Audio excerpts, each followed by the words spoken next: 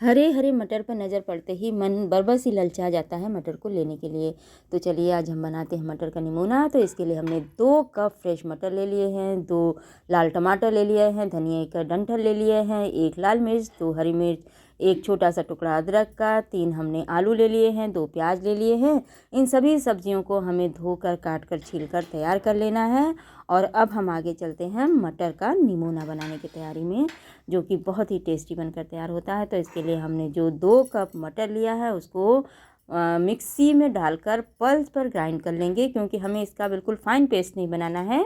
एक दरदरा सा, जिसमें थोड़े खड़े से भी मटर हो सकते हैं, कुछ दरदरे से मटर होते हैं, बस हमें इतना ही करके ले लेना है। और इसी के साथ हमने जो ये टमाटर, धनिया का डंठल और अदरक मिर्च वगैरह लिया है, इसको भी हमें इसी ग्राइंडिंग जार में डाल करके इसका भी हमें एक पेस्ट बना लेना है।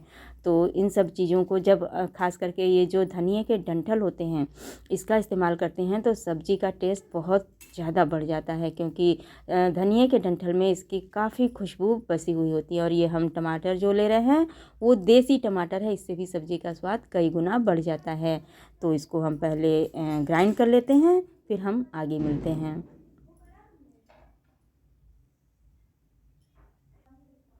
तो हमने इन सभी चीज़ों को ग्राइंड कर लिया है। तो यहीं पर हमने जो प्याज लिया है तो उसको भी इसी मिक्सर में डालकर हमें पल्स पे चला लेना है। इससे क्या होगा कि ये बिल्कुल बारीक हमें इसका पेस्ट भी नहीं बनाना है, लेकिन दरदरा सा एक हमें पेस्ट बनाकर तैयार कर लेना है। वैसे काटेंगे तो काफ़ी टाइम लगेगा। तो हमने गैस पर कुकर को चढ़ा दिया। कुकर के गर्म होने पर उसमें तेल डाल दिया है। ये तेल हमने 4 बड़े चम्मच ले लिया है और उसमें आलू को जो हमने लिया था उसको बड़े बड़े टुकड़ों में काट लिया है और हम आलू को 4-5 मिनट के लिए फ्राई कर लेंगे। इस तरह से आलू को अगर पहले फ्राई कर लिया जाता है तो इस निमोने में इसका स्वाद कई गुना बढ़कर आता है। तो हमको इसको बहुत ज़्यादा नहीं कुक करना है, बस हमें फ्राई कर लेना है कि ये 70-80% तक पक जाए। तो जैसा कि आप देख सकते हैं हमारा आलू काफ़ी हद तक कुक हो चुका है, इसकी स्किन सिकुड़ गई है, यानी कि हमारा आलू ऑलमोस्ट हो चुका है। ये हमने पूरी तरह नहीं कुक किया है, तो इसको अलग निकाल कर रख लेते हैं। यहाँ पर ये हमने गरम मसाला, मिर्च और उड़द दाल से बनी हुई एक बड़ी लिया है, जो कि सब्ज़ी के टेस्ट को कई गुना बढ़ा देता है।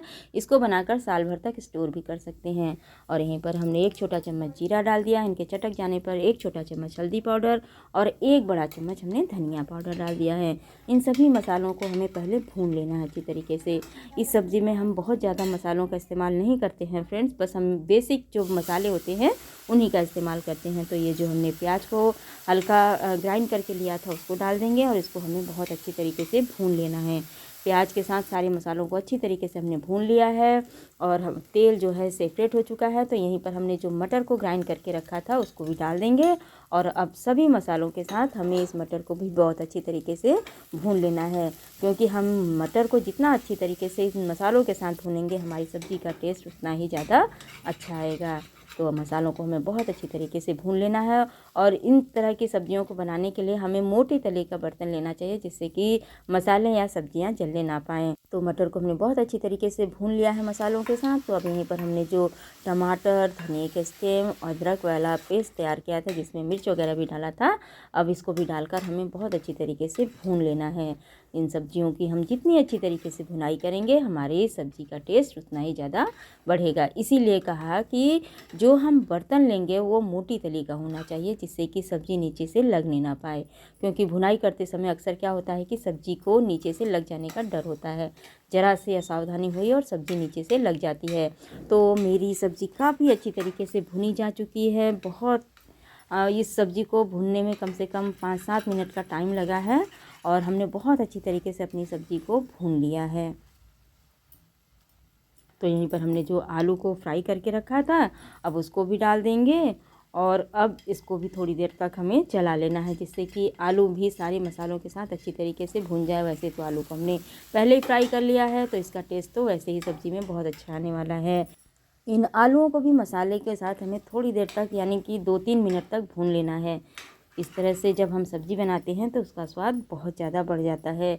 तो हमने आलूओं को मसालों के साथ बहुत अच्छी तरीके से भून लिया है। तो यहीं पर हम जितनी कंसिस्टेंसी अपनी सब्ज़ी की पसंद करेंगे, यानी कि अगर हमें गाढ़ी सब्ज़ी चाहिए तो हमने यहाँ पे 2 कप पानी डाल दिया है, और अगर आपको थोड़ी ग्रेवी पतली चाहिए तो पानी की क्वांटिटी को बढ़ा दें, यानी कि 2 कटोरी, क्योंकि कटोरी हमारी बहुत ज़्यादा बड़ी नहीं है, तो 2 कटोरी पानी और डाल दें। तो हमने अभी इसकी कंसिस्टेंसी को थिक रखा है, हमें नीड होगी तो हम बाद में पानी की क्वांटिटी को बढ़ा लेंगे, और यहीं पर स्वादानुसार नमक डाल दिया है। तो पानी अगर हम बढ़ाएंगे तो फ्रेंड्स हमें कभी भी ठंडा पानी नहीं इस्तेमाल करना चाहिए। उसके लिए हमें पहले पानी को अच्छी तरीके से बॉयल कर लेना चाहिए, और जिस तरह से हम पानी बढ़ा रहे हैं, यानी जितनी क्वांटिटी में हम पानी को बढ़ा रहे हैं उसी क्वांटिटी में हमें नमक की मात्रा को भी बैलेंस करना होता है। तो आलू को हम चेक कर लेते हैं। आलू हमारा कुक हो चुका है, बिल्कुल सॉफ्ट हो चुका है, और हमारी सब्ज़ी में बॉयल आ चुका है, यानी कि हमारी सब्ज़ी बहुत अच्छी तरीके से बनकर तैयार हो गई है। तो इस तरह से जब हम मटर का निमोना बनाते हैं तो ये खाने में बहुत ज़्यादा टेस्टी होता है। तो बस हमारा निमोना बनकर तैयार हो गया है।